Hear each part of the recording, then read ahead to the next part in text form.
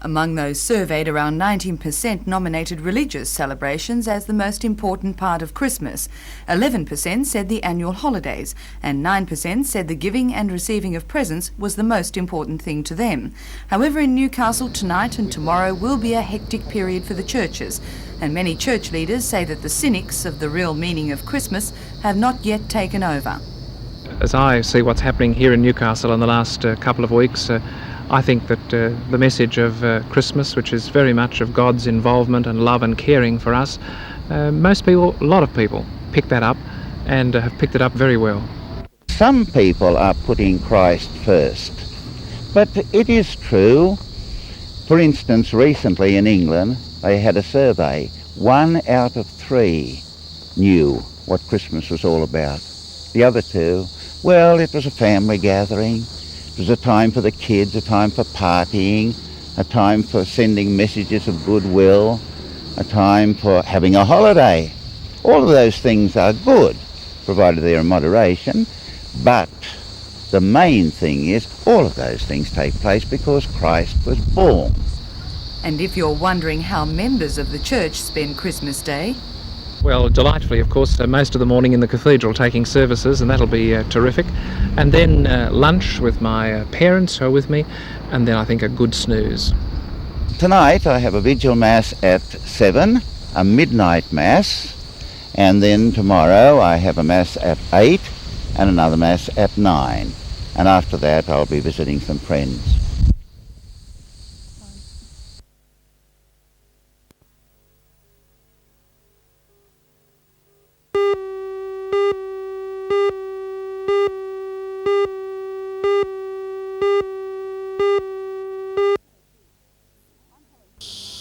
I'm Helen Hughes. In tonight's news, a report on a shooting incident at Mannering Park in which a man in his late teens was seriously wounded.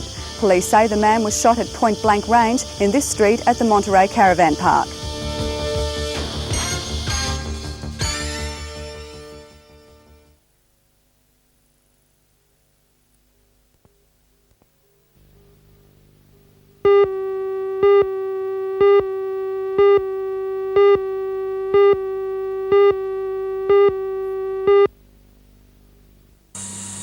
units from Wingdale, Nelson Bay, Western Abermain, Scone and Lambton attended a number of fires today.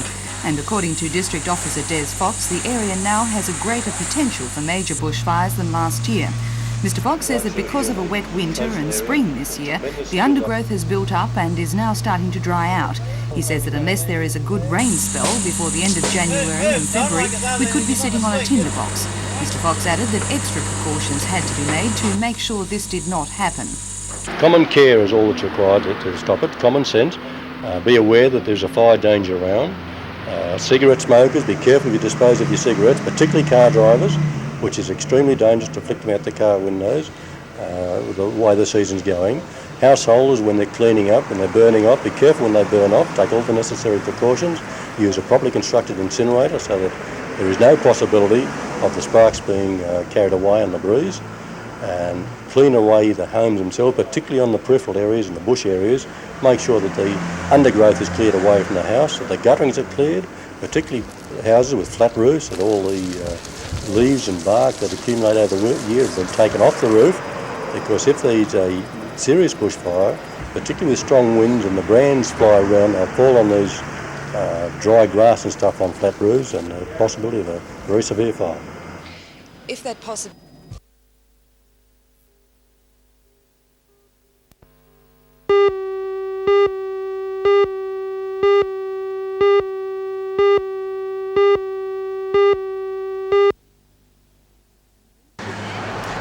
These 4 young boys were chosen in the 40-member state team as a result of their performance at the Interbranch Championships earlier this month at Southwest Rocks. 10-year-old Hugh Bonney and 11-year-old Ty Dowker, both from Fingal Bay, will be specialising in the water events, including board races, swimming and iron competitions. 13-year-olds Ryan Hoffman from Merewether and Shane Mackley from Swansea Belmont are strong competitors for the beach events. Both are title holders in their age divisions and are well known on the junior lifesaving circuit. Shane Mackley says that determination and perseverance with training are needed for such competition. Well, for a sprinter, we only really have to train about 2 or 3 days a week. But for the swimmers, they have to train a real lot, probably twice a day for about 6 days a week, I'd say. You specialise in beach events. What does that entail? Oh, you've got the beach sprint, beach flags, the relay, and one of us, probably whoever wins the sprint, will be in a Cameron relay. And how confident are you of your chances of winning? I'd like to be pretty confident, but I don't know, whatever happens on the day.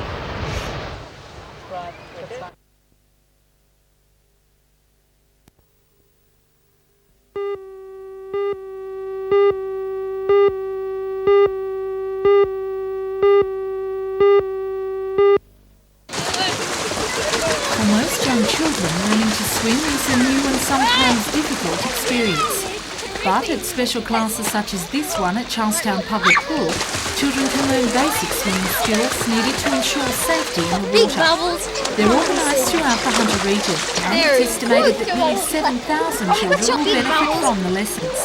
The classes are specifically designed for non-swimmers. With a national figure of more than 600 drowning deaths a year, Regional Director of Sport and Recreation Terry Hunt believes all parents should encourage their children to learn basic water safety skills as soon as possible.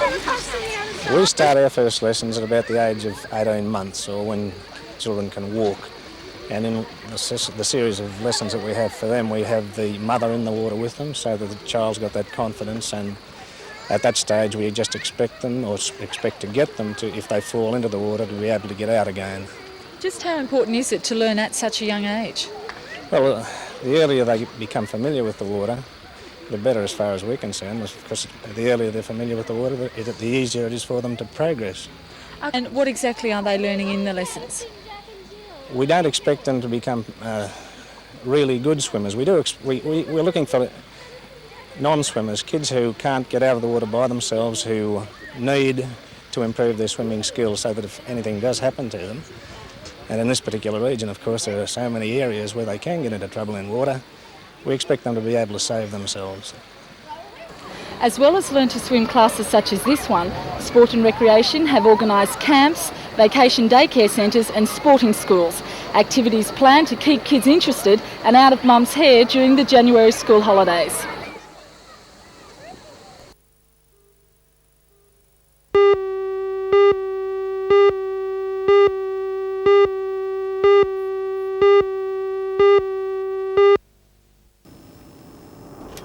The first accident happened on the Pacific Highway at Johns River, north of Taree, around 5:45 this morning.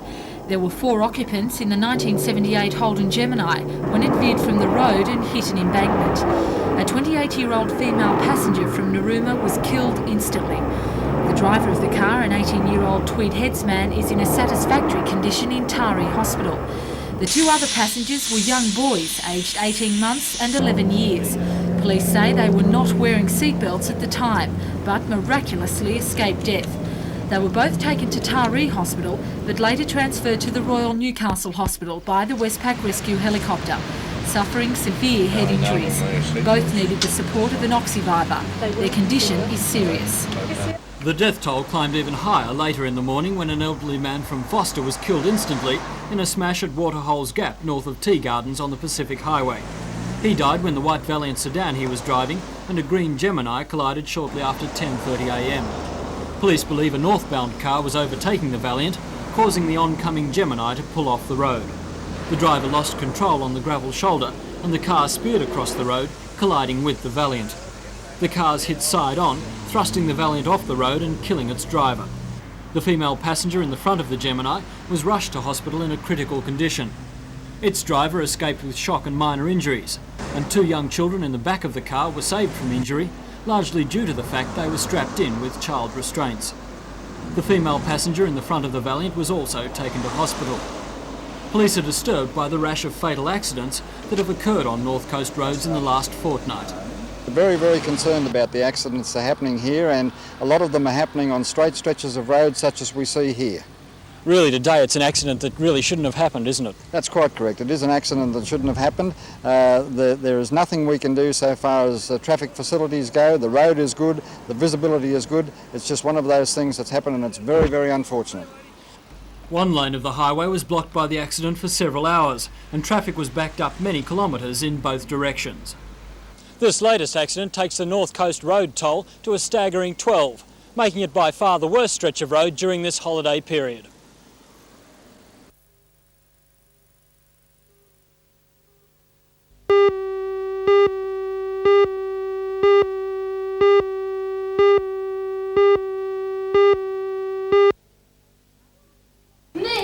The Power Prism is a fantasy play written by Peter Matheson and is the Hunter Valley Theatre Company's latest school holiday production. It's a family show which offers something different for the audience. Instead of being seated before the actors, the spectators follow the characters around from scene to scene. The adventures of Kelly as she helps Bee to find the Power Prism introduces her to evil characters like the Dark One and Count Otto von Poltergeist. Director Brent McGregor says it's a show with something for everyone. It's a fantasy adventure for kids from 4 to 44 really, or even older. Quite often grandmas come, and it's good fun for the whole family. As well as today being the opening day of Power Prism, it's also a special day for the Hunter Valley Theatre Company. Absolutely. This year is our 10th anniversary, and today, January the 6th in 1976, the company began operations. So it's a tremendous day for us that the company's been going for that period of time. And what? Meanwhile, a puppet spectacular with colour and glitter is on for holidaymakers at Charlestown Shopping Square. With the expert talents of Murray Rain, more than 20 puppets come alive to music. The shows are on daily all this week.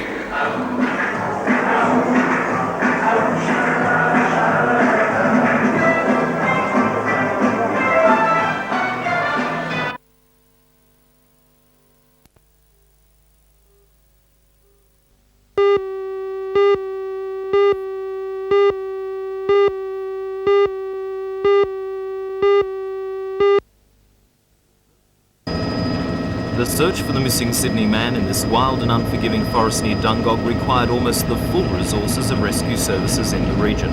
3 helicopters were used, each costing at least $500 an hour to keep in the air. On the ground were dozens of 4-wheel drive vehicles and trail bikes, all using large amounts of fuel. 20 policemen devoted their entire time to the search, backed up by dozens of State Emergency Service volunteers. The search ended when the trail bike rider found his own way back, nursing a broken leg. Sergeant Peter Anford, who coordinated the search, estimates the cost of the operation was at least $30,000. That in itself has got concerns with water and monitoring situations. A lot, in effect, have done to pull the policemen out of existence, out of the area. For instance, Dungog Police Station in itself was closed down. Many of those other stations around the area. Maitland was denuded of a number of police, and of course the Newcastle area. And not to mention the fact that we took our emergency services out of the area into that particular environment, and they were there for some 15-20 hours. And of course there was the question of volunteers as well. Yes, I'm concerned about our volunteer people, in as much as those particular people, the job that they done was well done yesterday, but a lot of those, and I would think that probably 2/3 of them, lost a day's employment. I asked Sergeant Anforth whether those rescued should pay for the expense. Oh, I would think so. I think so. When we see most of these with the problems that we've got and that they're meeting, that there's plain neglect.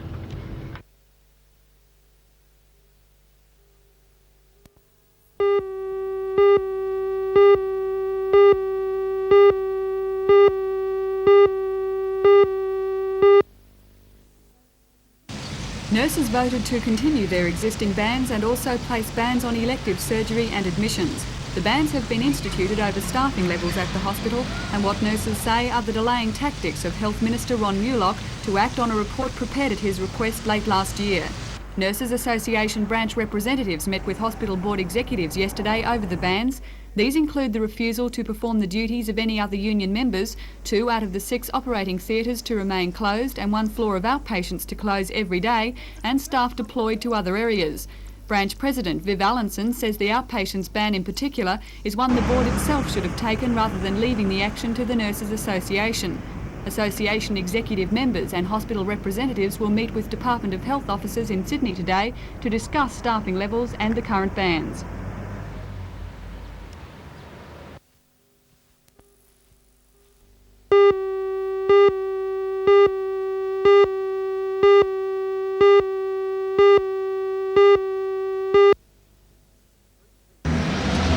Three people were injured, one of them seriously, when a car allegedly mounted the footpath outside Churchill's Furnishings about 1:30 this morning.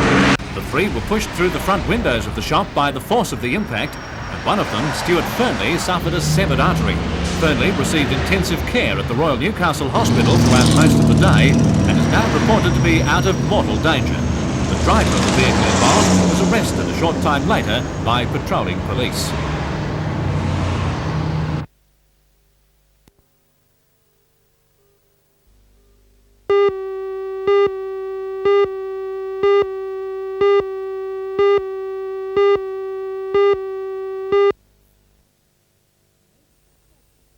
Nurses were cautious of the peace plan proposed but voted to accept it in principle.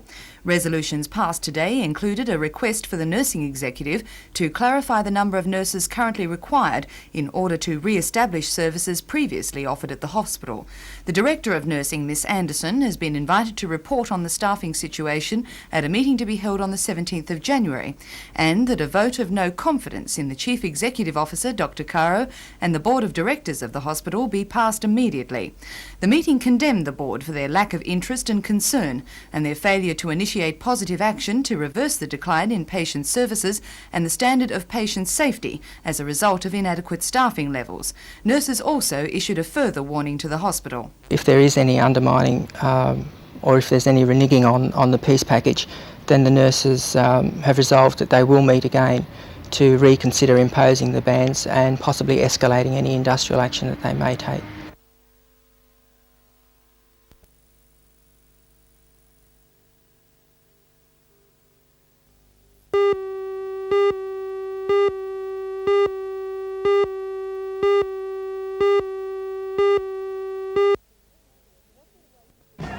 What better way to see Australia than to meet some of its friendliest inhabitants? And that's exactly what a contingent of Fijian Scouts have done today at Oakvale Park. They're on their way home, passing through the Newcastle area after the 14th Australian Scout Jamboree. Join Ray Deneen and Anna Manzoni for all the news tonight at 6.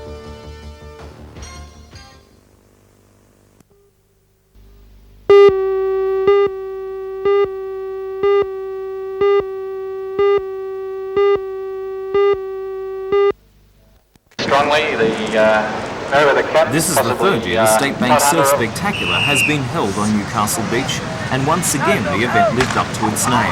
It was a good day for Redhead's Mick Jones, the 4 times National Beach Flags champion and Sports Star of the Year finalist, once again took out his favourite event despite opposition from top Sydney competitors.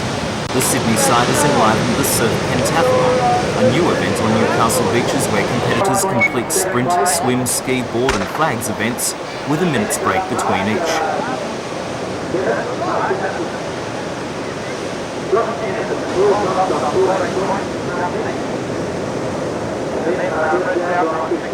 In the end, John Anderson from Stockton won by the narrowest of margins by taking the final flags event.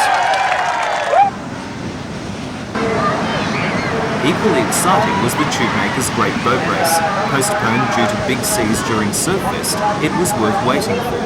The Palm Beach boat just pipping the crew from Soldiers Beach.